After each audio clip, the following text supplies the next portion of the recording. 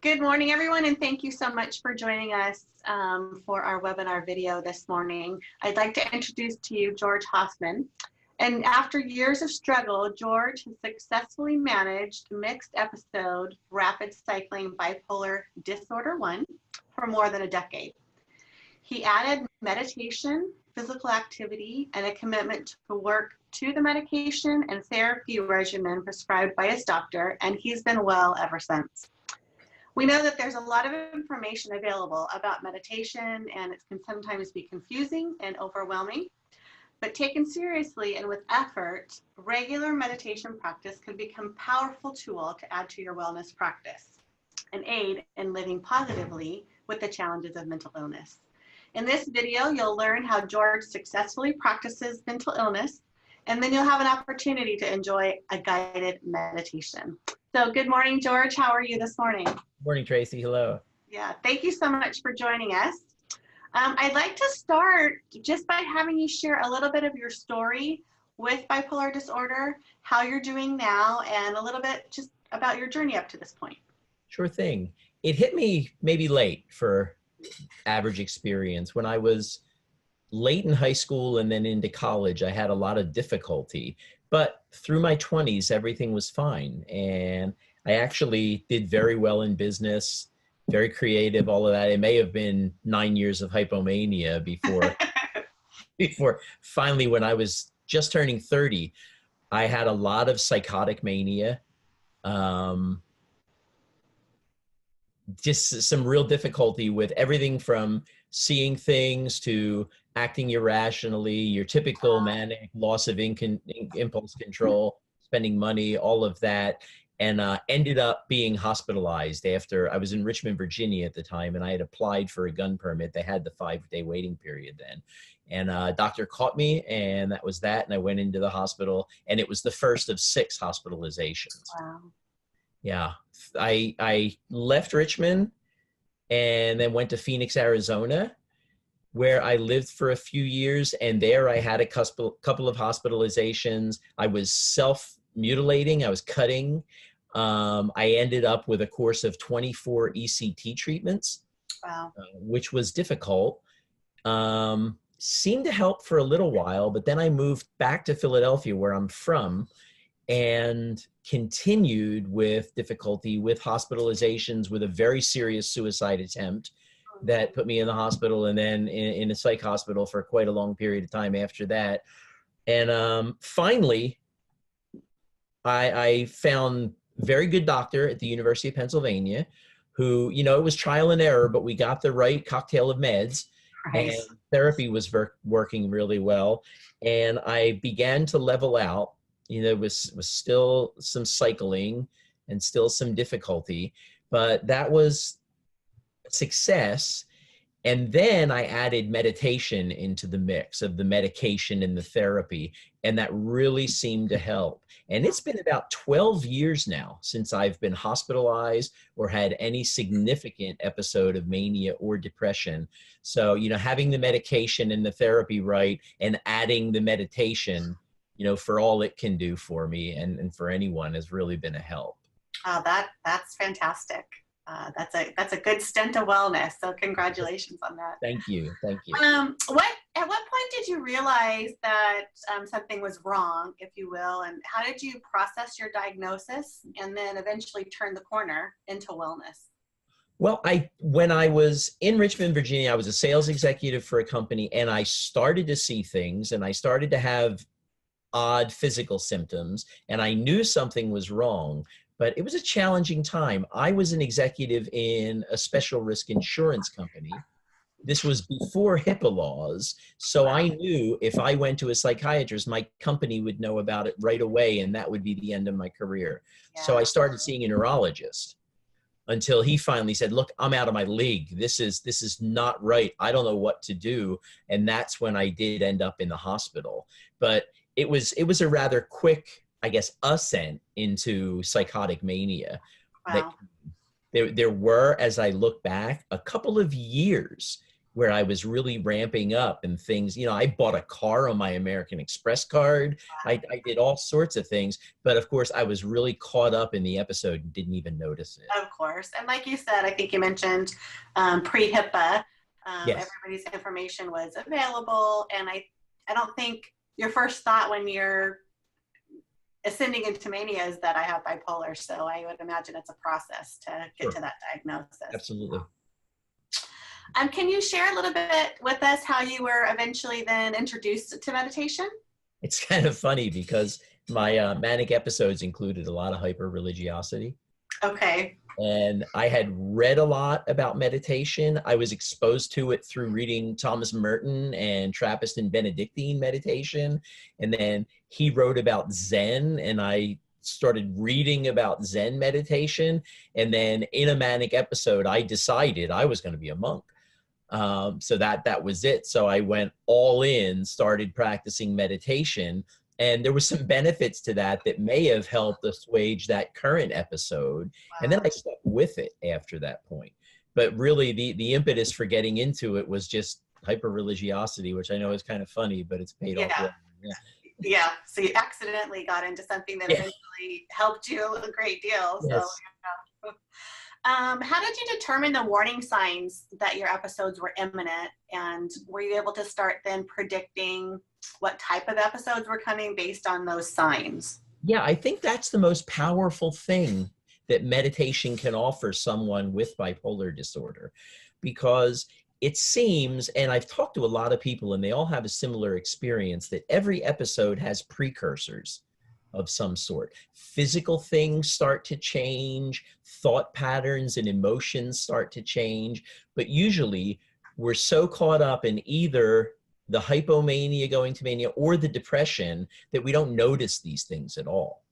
So it was really through meditation and through trial and error that I started to identify what these physical and psychological symptoms were. And then I started to, through meditation, notice when these were happening. Wow. And that gave me the ability to intervene with methods I had worked out with my doctor and with my family, taking a PRN, surrendering the credit cards, things like that. And it also, because of those interventions, has helped me stave off any really serious episodes. Wow, that's really fantastic. How does meditation help you now manage when you are having an active episode? There's all the typical, stress relief things that come with meditation that you hear so much about. But what's important is when you meditate and you're working with thoughts and releasing thoughts, it's never about not thinking. That's a misconception people have about meditation. Yeah, you hear that quite a lot. You don't sit. Right. You don't sit and clear your mind and not think. No, the thoughts come in waves. But what you notice about these thoughts, especially in an episode, and I find this especially true with depression, is that these thoughts are pretty inaccurate. Right. They don't really reflect what's really going on in your life, but you get caught up in this self-narrative that's untrue. Yeah. And that really fuels a continued descent into a depression. Or if you are in an episode of mania, the thing that you're fixed on that you may want to just go with and have no impulse and, just go all into, it'll help you notice that, look, this isn't something that really interests you. You're getting way out of line here. And that's how meditation continues to help. So then what I hear you saying is in your meditation, you're able to kind of stop the episode before it gets as bad as it could be, I guess. Yeah. So what strategies are you using to stop or mitigate these episodes? There is a PRN that my doctor has prescribed for me that because with being bipolar 1, I typically go up. Okay. And it's mixed episode rapid cycling. So I have a lot of fluctuation between mania and depression, but it usually goes fast and goes up. So the PRN is prescribed to help me with sleep, to help me with anxiety, to just try to calm me down a little bit. I do that. I increase, if we're able to, the number of therapy sessions so we can just talk through this. Nice. Um, I have a lot of support from my family, so I can just let my wife know, or anybody else in my family that, look, I'm having this difficulty, It's and coming. Yeah. they'll help, they'll step in, they'll intervene, kind of take away the credit cards I talked about. I surrender them to my wife, and she'll Bless not her. open the bottle of wine that night, things like that. And but again, the meditation becomes a real key, because just continuing to practice really helps me get through an episode. That's great. Just a side note, in case everyone listening isn't aware, can you explain what you mean by PRN? Yes, I'm sorry. PRN is some sort of Latin for take as needed. Right. It's a drug you're prescribed, but you don't take it every day. Only when certain symptoms appear or certain conditions are in place do you take that medicine. So the PRN, should I mention the PRN or? No, that's okay. I No, just okay. wanted Yeah, to make but sure it that is, listeners knew when you're referring to PRN that it's a medication that you've previously discussed with your physician. It's written by prescription, but it's not part of your daily yes, medicine regimen. So yeah, absolutely. thank you. Absolutely. What words of wisdom, advice, and hope in general can you share with us and for those that are managing and suffering from bipolar disorder? You can manage it. You can manage it well. I'm an old man right now, but I've gotten to the point where I'm able to have a successful marriage. I'm not wrecking relationships. I have a daughter, an 8-year-old daughter, so that's happened. That I would have never been successful with that earlier. So it took a lot of trial and error. It took a lot of difficulty, but I guess it's never going to be cured. I Of continue to course. take my meds, Yeah. even though I've been stable for a long time. I'm not going to risk stopping that. And my doctor thinks that's a terrible idea too, and I trust him. But I guess the best thing I can offer is that you can manage it. There are people who have gone through the process, and looking at their information is helpful as well. But pay attention to yourself, and don't be resistant to asking for help either, because we're all in this together, and there are people for almost anyone that are willing to help. So don't worry so much about what it's going to do if you tell someone you have bipolar disorder. I Yeah. mean, you have to be careful with that, maybe at work or something. But if there's somebody who can help, I mean, tell them and bring them into your life and let them help. That's a great point. I think, as you know, stigma, dissolution, we still have a little ways to go on that, but I think there's just such power when someone can share their story, and certainly, as you indicated, with wisdom and who you share it with, but it just immediately seems to break some of those walls and boundaries for Absolutely. people that are managing mental health. And the other thing, I think, in terms of the stigma, I think it's important for people like me who are living well with it to stand out and say, look, I did this, not only as maybe inspiration for the people who are really struggling with bipolar disorder, but the people who have erroneous preconceptions of what the disorder is and how it affects someone, and the ability of someone to get better and do well. So, it's important for we who manage it to come out and say, look, yeah, I have this, and things are going okay. So that can happen with anyone. Yeah, I love that. I love that spirit.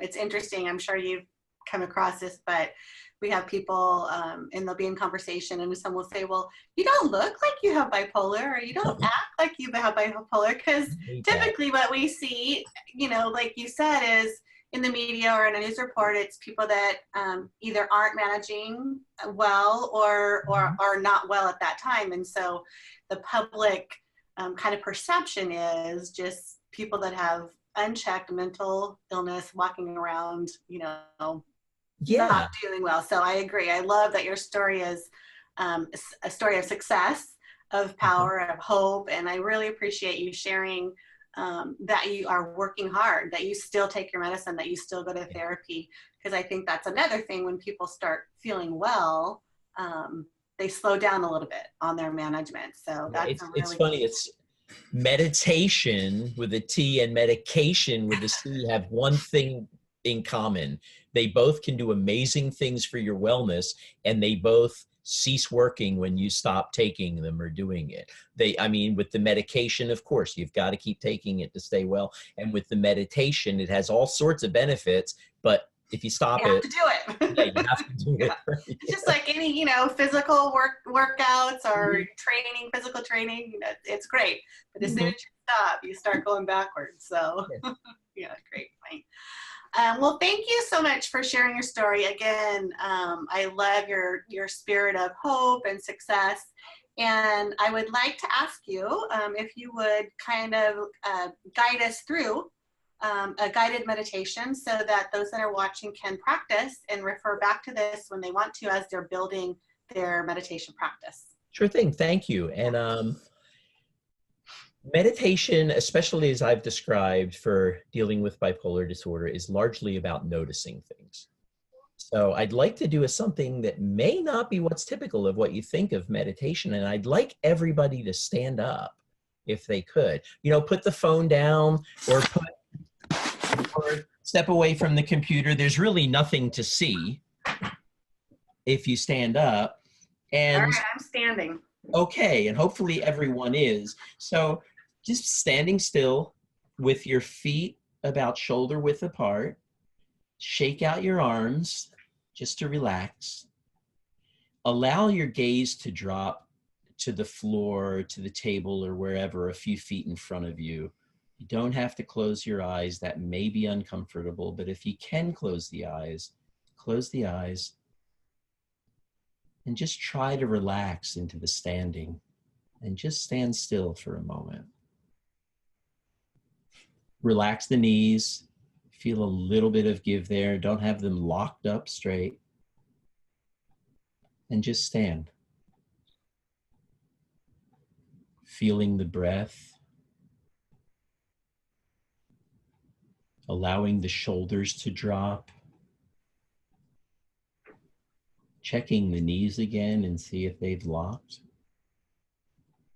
And I'll be silent for just a few moments and just feel yourself standing.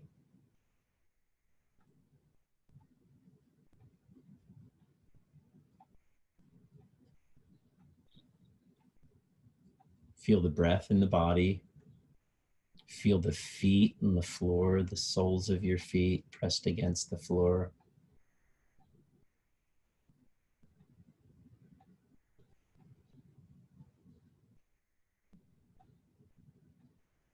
And probably, maybe surprisingly, feeling your body moving all over the place.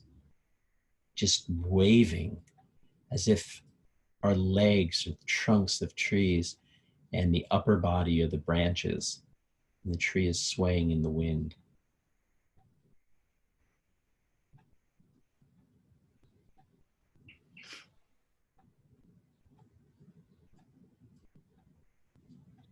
Just checking the knees again and the shoulders.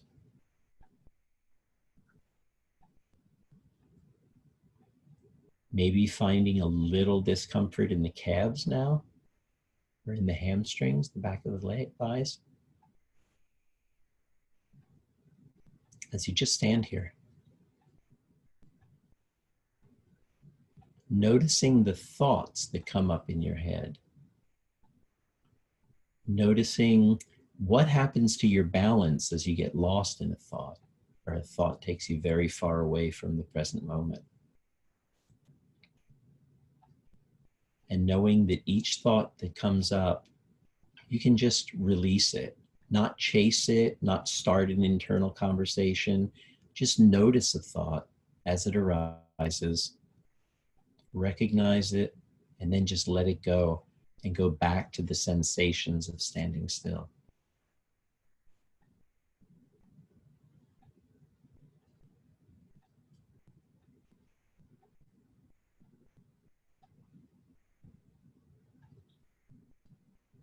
And then when another thought arises, just let that one go too. They'll come one right after another. Meditation is about keeping the focus on maybe your breath, or on the body as we're doing now. But it's really an exercise in failure. The thoughts come up, the attention is pulled away over and over again.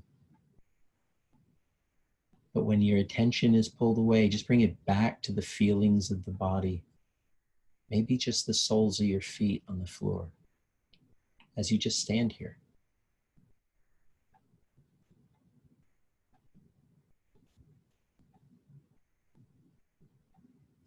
Noticing some people at this point may even feel a little seasick. The body's moving around so much.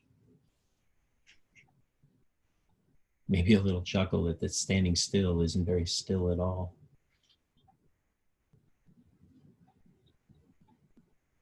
And now, just to feel the body, take the right arm and raise it until it's parallel with the floor.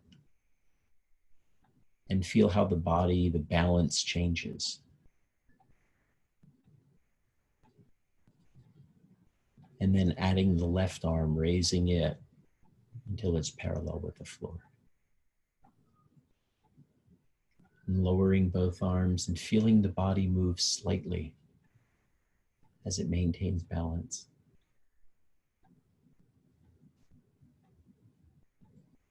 Taking just a moment to feel into the breath as you're standing.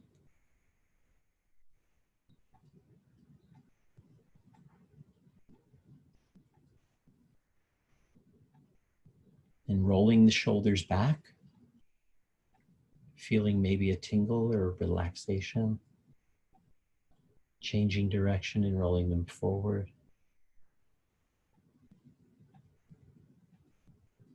And then coming still again.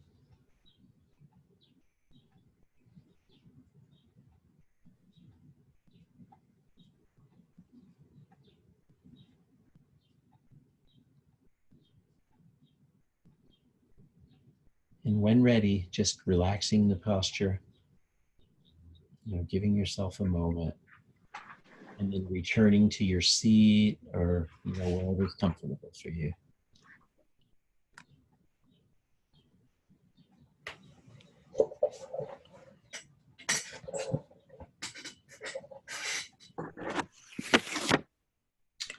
Thank you. That was very informative. There's a lot of power in our bodies. There is a lot in the body. And again, with meditation, we're always releasing thoughts, but it's important to come into the body just because just about everybody is like, wow, and how much the body moves around when you're just. Yeah, I've never done a standing meditation. So that was interesting.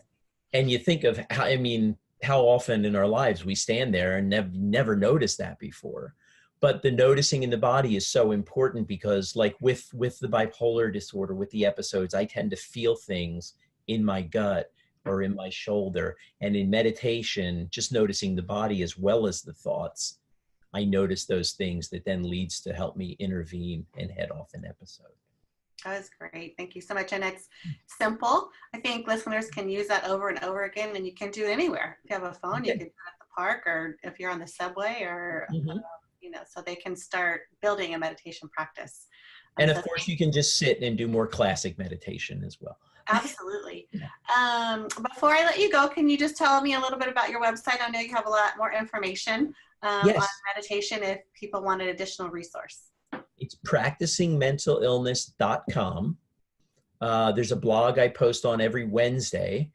And there's also links on there to another blog I write for Psych Central and an email address, simply george@practicingmentalillness.com. If anyone would like to be in touch, I'd love that. And so it's a good way to reach out. I also have a Facebook group, again, just called Practicing Mental Illness. So that would be great to join that. And all the blog posts and other information go up on the Facebook group as well. Okay, great. Thank you so much. I think, again, just your power of hope and the fact that you're doing well and that this is such an important part of your daily regimen that keeps you living well. And I appreciate you sharing that. Wish you a great rest of the day and keep being well. Thanks, Tracy. All right. Thanks, you. Thanks, everyone. Bye-bye. Bye-bye.